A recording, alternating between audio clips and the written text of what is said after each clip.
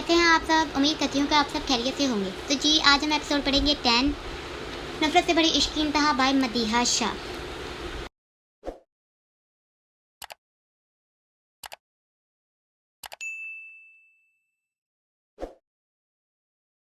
आप सब उम्मीद करती हूँ कि आप सब खैरियत से होंगे। तो जी आज हम एपिसोड पढ़ेंगे 10 नफरत से बड़ी इश्क की इंतहा बाय मदीहा शाह। ओहो, ये आज इतनी बारिश क्यों हो रही है। नमरीन ने रात के 7 बजे सड़क पर इधर उधर देखते मुंह में बड़बड़ाया। तभी फ़ोन बजा। लो अब क्या करूँ। नमरीन ने फ़ोन पर अपनी मामा का नाम देखते ही गुस्से बड़बड़ाई। हेलो अम्मी, नमरीन तुम हॉस्टल पहुँच गई कि नहीं। इससे पहले नमरीन ने सलाम करती शबाना बेगम फ़ौरन बोली, अम्मी अभी रास्ते में हूँ। क्या अभी भी रास्ते में हो। शबाना बेगम परेशान होकर बोली, मामा बाद में बात करती हूँ, अभी बारिश हो रही है। बारिश तो कब की हो रही है। कहा भी था अकराम को कि इसको अपनी गाड़ी तो ले दें, पर नहीं, मेरी बात को तो अहमियत ही नहीं देते। शबाना बेगम तब तक नमरीन से बोली, वो अम्मी क्या हो गया है आपको। मैंने बैंक में पैसे दे दिए हैं, अगले महीने तक मेरी गाड़ी आ जाएगी, आप परेशान ना हो। नमरीन ने रिक्शे को रोकने की कोशिश करते कहा, हाँ मैं ही पागल हूँ ना जो तुम लोगों की फिक्र करती हूँ। तुम भी अपने बाप की ज़बान बोलने लगी हो। शबाना बेगम ने गुस्से से बोला, अच्छा मामा बाकी की बात मैं आपसे बाद में करती हूँ। और फ़ौरन फ़ोन बंद कर दिया। इससे पहले मामा कुछ और बोलती। या अल्लाह तू ही मदद कर मेरी नमरीन की आसमान की तरफ देखकर कहा, अस्सलाम वालेकुम। जैसे ही सामने देखा वो हंस रहा था। आप। नमरीन ने नुमान को देखते ही पूछा, जी आपको मदद चाहिए थी, अल्लाह ने मुझे भेज दिया। नुमान ने ऐसे कहा जैसे वो गुजर रहा था तो नज़र पड़ गई, पर वो तो कब से ही नमरीन के पीछे था कि कोई तो वजह हो जो इससे बात कर ले, और अब वजह मिल गई थी नुमान के मुताबिक। जी शुक्रिया, पर मुझे मदद नहीं चाहिए। नमरीन ने गुस्से से दबकर कहा, देखें मुझे आपसे कोई बात नहीं करनी, प्लीज़ आप जाएं यहाँ से। नमरीन ने गुस्से से दबकर ज़ोर से नुमान की बात काट कर कहा। नुमान तो हैरान ही हो जाता है नमरीन को गुस्से में देखकर, पर फिर भी वो इसको प्यारी लगी और आराम से बोला, देखें मैं सिर्फ आपकी मदद करना चाहता हूँ। नुमान ने एक हसास से देखा, हो तो आप मेरी मदद करना चाहते हैं तो ठीक है, आप वहाँ से एक रिक्शा ले आएँ जिसमें मैं चली जाऊँ। नमरीन ने इस बार आराम से कहा, क्योंकि बारिश हद से ज़्यादा हो रही थी और अब तो वो गीली भी होने लगी थी, इसका अबाया गंदा भी हो रहा था। अरे आपको रिक्शे की क्या ज़रूरत, मैं आपको अपनी गाड़ी में छोड़ देता हूँ। नुमान ने हल्के फुल्के से अंदाज में कहा जैसे वो एक दूसरे के दोस्त हों।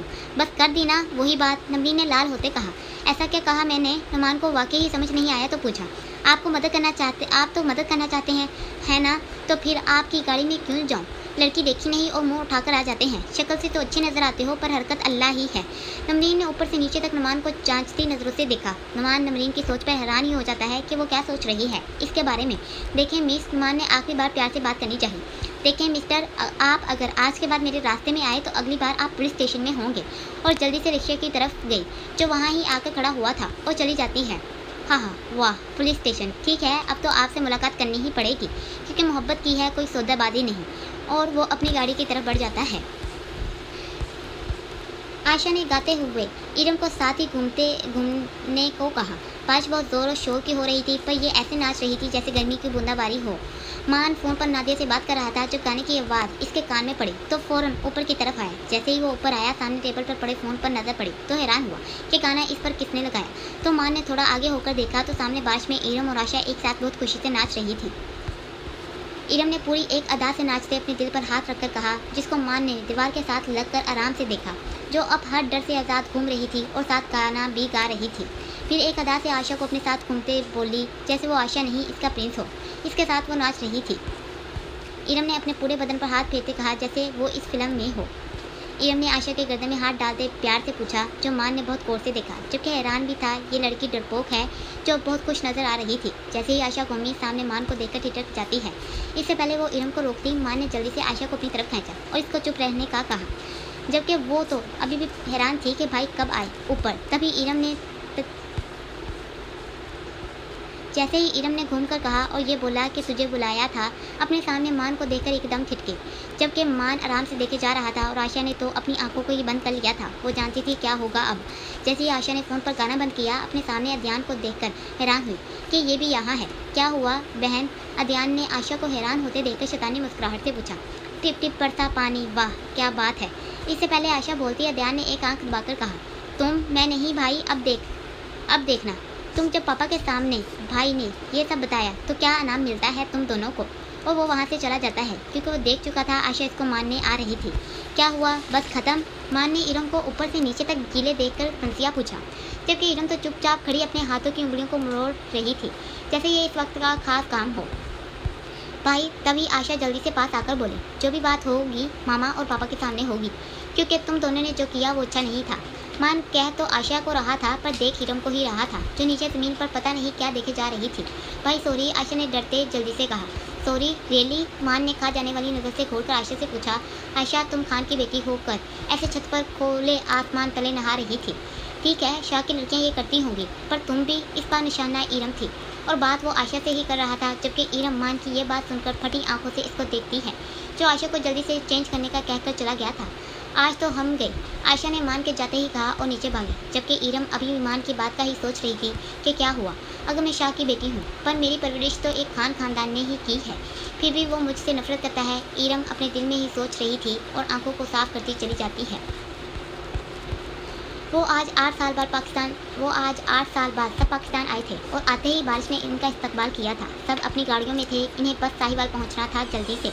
वो इस वक्त मुल्तान के अंदर ट्रैफिक में बुरी तरह फंसे हुए थे कि सामने एक होटल नजर आया था। इन सबको भूख लगी थी, तो वो सब अंदर जाने लगे थे खाना खाने के लिए। सब अपनी गाड़ियों से उतरकर अंदर दाखिल हुए थे।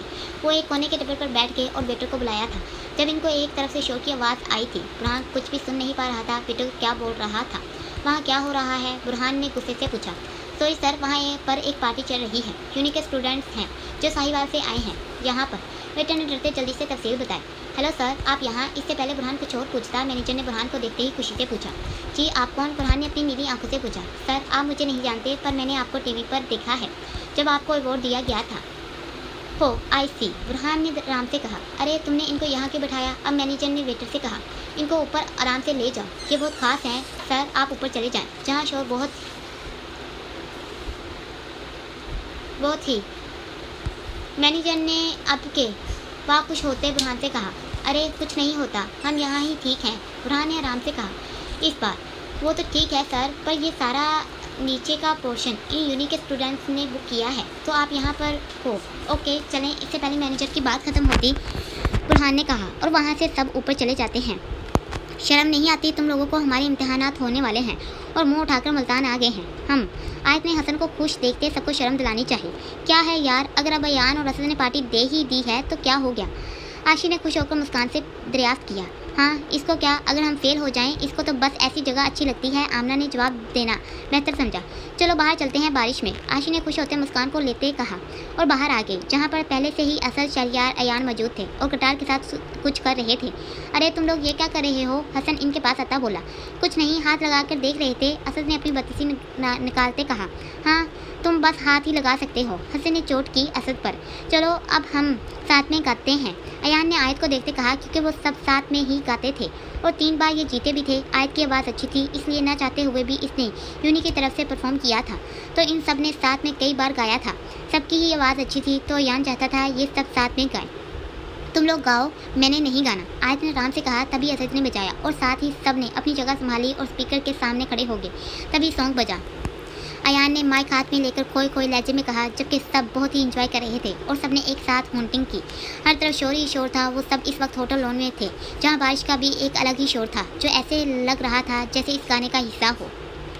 सब दोस्त एक साथ तालियां बजा रहे थे, जबकि अयान बहुत खोया खोया पानी को एक हाथ मारते गा रहा था। अयान अपनी धुन में गा रहा था, जबकि हसन आराम से समी को देखे जा रहा था, जो बहुत खुश थी। ऐसे ही हाल असद का था। इसे कुछ समझ नहीं आ रहा था कि वो सारा के बारे में क्यों सोच रहा है। वो हर रोज़ इसकी तस्वीर को देखता था, पर अभी भी समझ नहीं सका था। अयान अपने बालों में हाथ फेरते कह रहा था, और सब लड़कियां इस पर मर रही थी, जबकि आशी सबको लेकर बारिश में चली जाती है और सब एक साथ हंस रही थी। तभी गिटार बजाते शहरिया ने आशी को देखा था, जो अबाया में थी। आज सब ने अबाया पहना था, जबकि वैसे सिर्फ आयत, ईमान, समी ही पहनती थी। वाह, वहाँ तो लोग इंजॉय कर रहे हैं, ऐसा ने नीचे लॉन में देखते कहा। वो भी सब खाना खाकर चाय पी रहे थे। तभी बुरहान और महीन भी इसके पास आ गए, जहाँ से लॉन साफ नजर आ रहा था। अरे ये पागल हैं जो इतनी सर्दी में नहा रही हैं, महीन ने मुंह बनाकर कहा। महीन, ये पाकिस्तान है, मेरा मुल्क, यहाँ लोग वो करते हैं जो कोई नहीं करता, जहांगीर की बीवी ने महीन और बुरहान के पास आते ही खुश होकर कहा। ठीक कहा भाभी आपने, ऐसे ने खुश होकर बोला। हमारे नौजवान ऐसे ही खुश होते हैं, मनियाल ने सबको देखकर बोला। अब आयत लोगों को देखकर इनके पास ही चला जाता है, गाता गाता, और गिटार भी साथ ही होता है।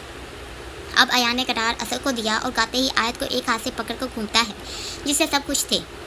तभी किसी की 2 आंखों ने बहुत गौर से इनको देखा था और इसके चेहरे पर मुस्कुराहट फैलती गई थी। वाह, लगता है कि ये मियाँ बीवी हैं, ऐसा ने अयान और आयत को देखते कहा। नहीं, मुझे तो नहीं लगता, मनियान ने सर ना में हिलाते कहा। क्यों? अब की बार बुरहान बोला। बारिश की वजह से वो इनका चेहरा ठीक से देख नहीं पा रहे थे, क्योंकि वो सब यूनी के हैं, दोस्त हो सकते हैं। मनियाल ने सामने देखते कहा। चलो चलें, जहांगीर ने सब पर एक नज़र डालकर कहा, क्योंकि रात के 9 बज गए थे और इनको देर हो रही थी। उफ, कितनी सर्दी है, आयत ने थर-थर कांपते हुए कहा और जल्दी से अंदर गई। सब इसके पीछे गए। उफ, आज तो मज़ा आ गया। हसन ने अपने बालों में हाथ फेरते सबसे कहा, चलो चलें, यार देर हो गई है। अयान ने अपने फ़ोन पर मामा की मिस कॉल देखकर सबसे कहा, सर ये आपके लिए। वेटर इसके पास आकर बोला। मेरे लिए? अयान ने हैरान होकर सबकी तरफ देखकर कहा। वेटर से पूछा। जी सर, वेटर ने एक बार फिर कहा, जबकि सब हैरान होकर एक दूसरे को ही देखे जा रहे थे। अयान ने जल्दी से वेटर से लिया। जैसे ही पर्ची पर देखा तो वो हैरान ही हो गया। क्या है? आयत ने अयान को इधर उधर देखते पूछा। पता नहीं, अयान ने उलझ कर कहा और पर्ची आयत की तरफ बढ़ा दी। जैसे ही आयत ने खोलकर पढ़ा, आपकी आवाज़ बहुत अच्छी है, मुझे नहीं पता था कि आप इतना अच्छा गाते भी हैं, पर सच में आप जितने हैंडसम हैं, आपकी आवाज़ इससे भी ज़्यादा खूबसूरत है। ये आपके लिए, प्लीज़ ये फूल आप रख लें, मुझे लगेगा कि आपको बुरा नहीं लगा। और साथ ही नाम की जगह पेन से इमोजी थी। आयत खुश हैरान दोनों थी कि किसी ने इसके भाई के लिए ये सब कहा, जबकि अयान समझ नहीं पा रहा था कि ये कौन है। वाह वाह, क्या बात है, हमको कोई पूछता नहीं जो इनके पीछे जाते हैं और जो इनको देखता नहीं, आज कोई इसके लिए खत देकर गया है। क्या किस्मत है तेरी अयान, हसन ने पर्ची पढ़कर कहा, जिस पर सब एक साथ मुस्कुराए। छोड़ो इसको, जल्दी से चलो, अयान ने फ़ोन को देखते कहा और बाहर की तरफ गया। सब जल्दी से अपनी अपनी गाड़ियों की तरफ गए। आगे आप। जैसे ही अकराम घर में आए, शबाना बेगम ने अपने गुस्से को जब्त करते पूछा। जी, अकराम जानते थे ये किसकी वजह से है, तो आराम से कहा गया। मामा भूख लगी है। तभी अदयान ने आकर अकराम को शबाना बेगम से बचाया। इनको तो ऐसा ही लगा। ठीक है, आती हूँ, शबाना बेगम ने कहा तो अदयान को था, पर देख वो अपने इस मजाजी खुदा को ही रही थी जिससे वो अब हर रोज़ लड़ती थी। भाई आज डांट पक्की पड़ेगी मामा से, आयत अपने हाथों को मसल कर बोली, जबकि ईमान जानती थी अगर अकराम अंकल घर पर हुए तो आंटी जो मर्जी कर ले, डांट नहीं पड़ेगी। चलो अंदर चल के देखते हैं, अयान ने दोनों को खड़ा देखकर कहा था। जैसे ही वो अंदर दाखिल हुए, सब खाना खाने लगे थे। भाई लगता है जंग होने वाली है, आयत ने अयान के कान में सरगोशी करते बताया। बस फिर आराम से आज मामा की बात सुनना, कुछ मत बोलना। अयान ने सबको चुप रहने का कहा और बुलंद आवाज़ में सबको सलाम किया। तुम लोग आ गए, सब ने इनकी तरफ देखा और वो भी जल्दी से बैठ गए। अच्छा हुआ तुम लोग भी आ गए, मैं सोच ही रही थी कि कहाँ रह गए। कैसी रही पार्टी तुम लोगों की? पार्टी? कौन सी पार्टी?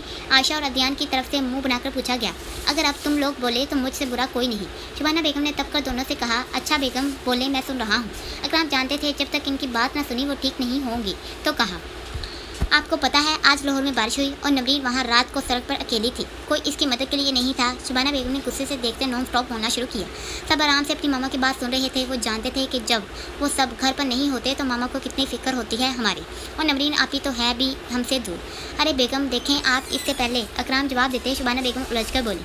आपने अपने 3 बच्चों का फैसला किया, मैंने कुछ नहीं कहा, पर अब और नहीं मतलब, अकराम ने उलझकर पूछा, जबकि वो सब खाना छोड़कर इनको ही देखे जा रहे थे। एक दूसरे को इशारे कर रहे थे कि कुछ पता है किसी को कि मामा क्या बोलने वाली हैं। मतलब ये कि अब अयान के इम्तिहानात होने वाले हैं, इसके बाद वो क्या करेंगे ये आपको पता है, जैसे नवरीन ने क्या करना था वैसे। शबाना बेगम ने तंज मारते कहा। और अब आयशा और अदयान की अकेडमी शुरू होने वाली है, तो हर वक्त मैं चाहती हूँ अदयान आयशा के साथ रहें, जो मर्जी करें पर ये दोनों साथ ही करें।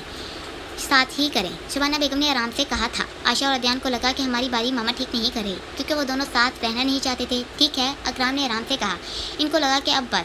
और मेरी दूसरी बात, शबाना बेगम ने अकराम को बहुत प्यार से देखते गोया। क्या? अकराम ने अपने मुंह में नवाला डालते पूछा, जबकि अब अदयान और आयशा के अलावा मान, अयान, आयत लोगों ने एक दूसरे को देखा था कि अब किसकी बारी है। मान और अयान में से एक कोई लाहौर नवरीन के पास जाएगा। मामा की बात सुनकर सबको सुकून मिला। अयान को अपनी मामा की बात ठीक लगी थी, वो तो शुरू से ही चाहता था, पर पापा ने यह होने नहीं दिया, और वो सब अच्छे से जानते थे कि कौन जाएगा। अयान तो नहीं जाएगा, क्योंकि अयान को तो हर वक्त आयत के साथ ही रहना था, तो बचा मान, वो ही जाएगा। सब ने एक जैसा सोचा, जबकि ये सुनकर अकराम को अच्छा नहीं लगा। क्या हो गया है आपको बेगम? अकराम बोलने लगे थे कि शबाना बेगम बोली, देखें आप तो चुप ही करें, आपने अपने बच्चे तो ख़राब किए ही थे, अब आप इरम के साथ भी वो सब करेंगे। क्या कहा था मैंने कि इरम को भी अकेडमी में डाल दें, ऐसे साथ ही आ जाया करेंगी। अध्ययन लोगों के साथ, पर नहीं, आपको तो इसका डर दूर करना है ना। आपने ये भी नहीं सोचा कि आपा ठीक नहीं रहती और अब इरम को कौन यूनिट से लेकर आया करेगा। जैसे आयत और ईमान के साथ अयान है तो मुझे फिक्र नहीं होती, ऐसे ही अगर अदयान आशा और इरम के साथ हो जाता तो क्या हो जाता आपको। अरे बेगम, आप क्यों फिक्र करती हैं? मुझे पता है मैं क्या कर रहा हूँ। मुझे पता है मेरी बड़ी बेटी लाहौर इतने बड़े शहर में अकेली रहती है। मैंने भी कुछ सोचकर ही इसको वहाँ छोड़ा है। मुझे यकीन है मेरी बेटी कभी कुछ गलत नहीं करेगी और मुझे भी इसकी फिक्र होती है। शुबाना बेगम बोलती इकराम जल्दी से बोले, और इसका ख्याल रखने के लिए वहाँ है लोग। अगर कभी वो बड़ी मुश्किल में पड़ी तो वो इसकी मदद ज़रूर करेंगे। और रही बात इरम की, तो अब से रोज़ाना मान यूनी से वापसी पर इरम को अपने साथ लाएगा। जैसे ही इकराम ने यह कहा, मान के मुंह में जाता हाथ तो रुका, साथ ही खांसने लगा, जिसे सबने देखा। आयत, ईमान, अयान, अदयान, आशा सबने अपनी हंसी को जब्त किया मुश्किल से, जबकि मान खा जाने वाली नज़र से इरम को हो रहा था जो नीचे देख रही थी। ठीक है, शुबाना बेगम ने सबर से कहा। अब इनका निशाना आयत थी जो सबने देखा। जैसे ही आयत ने अपनी मामा को अपनी तरफ आता देखा तो एक लंबी सांस अंदर खींची और तैयार होकर बैठ गई। आयत, पेपर्स के पास क्या करना है तुमने? शुबाना बेगम ने प्यार से पूछा। अरे बेगम, इसने जो करना होगा वो कर लेगी। इससे पहले आयत बोलती इकराम ने जवाब देना बेहतर समझा। अच्छा, सवाल मैंने आपसे नहीं किया, जिससे किया है वही जवाब दे तो बेहतर होगा। शुबाना बेगम ने गुस्से को जब्त करते कहा। मामा, इससे पहले बात बढ़ती आयत ने खुद बोलना ही बेहतर समझा। मैं पेपर्स के बाद जॉब ही करूँगी जब तक रिजल्ट नहीं आ जाता। आयत जानती थी मामा चाहती हैं वो हॉस्टल से घर पर आ जाए। बोली, मतलब अब तुम दोनों घर पर ही आ जाओगी? अब वो ईमान और आयत को देखकर बोली, जिसका सुनकर इरम खुश हुई कि आयत घर पर आ रही है। मामा, अभी हमने सोचा नहीं इस बारे में। आयत ने बहुत मुश्किल से ये बात बोली। चलो कोई बात नहीं, अब सोच लेना, शुबाना बेगम ने प्यार से कहा, जबकि ये सुनकर सब हैरान हो जाते हैं कि मामा ने बात कैसे ख़त्म कर दी। और शुबाना बेगम का रुख अकराम की तरफ था, जो जानते थे वो क्या बोलने वाली हैं। वो बात जो वो नहीं चाहते थे आयत के कानों में पड़े। इससे पहले अकराम बोलते शुबाना बेगम जल्दी से बोली, कुछ दिन पहले सुल्तान भाई का फ़ोन आया था। जैसे ही आयत ने यह सुना, इस बार खांसने की बारी आयत की थी। जल्दी से अयान ने आयत को पानी दिया, जबकि शुबाना बेगम और अकराम और एक दूसरे को ही देख रहे थे। और अकराम ने ना में सर हिलाया था कि आप ठीक नहीं कर रही। तभी आयत ने अपने पापा की तरफ देखा था, जब शुबाना बेगम एक बार फिर आयत की तरफ देखकर बोली, वो चाहते हैं इनकी अमानत इनको दे दी जाए। जबकि ये सब सुनकर हैरान हो जाते हैं, मामा क्या बात कर रही हैं। तभी अकराम शुबाना बेगम को देखकर बोले, अदयान, आशा, इरम, तुम लोग अपने कमरों में जाओ। जैसे वो सब तो यही सुनना चाहते थे, फ़ौरन वहाँ से गए। कौन सी अमानत? अब की बार सवाल अयान की तरफ से आया, जबकि मान के दिल में भी यही सवाल आया था। वो जल्द से जल्द शाह की शादी करना चाहते हैं। शुबाना बेगम ने आयत को देखते एक बार फिर बोले, और रही कौन सी अमानत, तो आयत मंग है सरहान शाह की। अब शुबाना बेगम अपने बेटे को देखती बोली। ये सुनते ही आयत ने गुस्से से अपनी आंखें बंद की। क्या कहा आपने मामा? मान ने हैरान होते पूछा। वही जो सच है। ये सच नहीं है, सच ये है शाह की मंग परी है। आयत ने अपनी लाल आंखों से घूर कर कहा। परी मंग थी, अब वो नहीं है इस दुनिया में। शुबाना बेगम ने तब कर आयत से कहा, अच्छा क्या सबूत है आपके पास कि परी इस दुनिया में नहीं है? आयत की तरफ से मजाक उड़ाते पूछा गया। देखो आयत, ये सब फैसले पहले ही हो गए थे। शुबाना बेगम ने प्यार से समझाना चाहा। ओ प्लीज़ मामा, रहने दें, पता है मुझे सब। ये क्यों किया गया था? परी के गुम होने पर शाह की हालत ख़राब हो गई थी, तो बस सब ने मुझे इसके पास भेज दिया कि वो ठीक हो जाएगा। और सबको लगा परी चली गई तो क्या हो गया, आयत तो है ना, तो सब ने मुझे शाह की मंग कह दिया। आयत ने गुस्से से कहा। आयत, ये सब जब हुआ तब मैं भी नहीं चाहती थी, पर तुम्हारे पापा का फैसला था ये, क्योंकि वो शाह से बहुत मोहब्बत करते हैं, इसलिए उन्होंने किया। मामा कुछ भी कर लें आप लोग, मैं शाह से शादी नहीं करूँगी। आयत ने शुबाना बेगम की बात काट कर जोर से कहा और रोती हुई वहाँ से चली गई। तभी ईमान भी और अयान मान भी चले गए। सब जानते थे जो हुआ ठीक नहीं हुआ। क्या मिल गया आपको ये सब करके? अकराम ने गुस्से से शुबाना बेगम को देखते पूछा। अच्छा, मुझे क्या मिला? ये आपको तब सोचना चाहिए था जब आप सब बड़ों ने आयत और शाह का नाम जोड़ा था। कहा था अभी बच्चे हैं, रहने दें, पर नहीं, तब तो पता नहीं क्या हुआ था आपको। शुबाना बेगम ने तब कर कहा, जबकि अकराम आराम से बैठ गए थे आयत का जवाब सुनकर। मुझे तो ये समझ नहीं आती आप सब माजी का वो वक्त कैसे भूल गए जब मुराद और जन्नत वाला मसला हुआ था। उससे किसी ने सबक नहीं सीखा और इन दोनों का नाम जोड़ दिया। वहाँ वो शाह इसकी वजह से यहाँ नहीं आता, इसको वक्त दो। और यहाँ ये है जो इसका नाम भी अपने साथ नहीं लगने देती। पता है आपको, रोज़ाना फ़ोन करता है मुझे कि आयत कैसी है, क्या कर रही है, वगैरह वगैरह। शुबाना ने बर्तन उठाते कहा, अकराम ये आप भी जानते हैं फरहान पीछे नहीं होगा, इसकी मंग है आयत। पता है मुझे शुबाना, जब इसको परी मिल जाएगी ना तो वो मेरी आयत की तरफ देखेगा भी नहीं। अकराम ने सोचते कहा। और आपको ऐसा क्यों लग रहा है? शुबाना बेगम ने हैरान होते पूछा। पता नहीं, अकराम ने उलझ कर कहा। ठीक है, जो होगा अच्छा ही होगा। भाई साहब को क्या जवाब देना है? शुबाना बेगम ने अकराम को परेशान देखकर पूछा। इसकी फिक्र आप ना करें, मैं खुद बात कर लूँगा। और वहाँ से चले गए।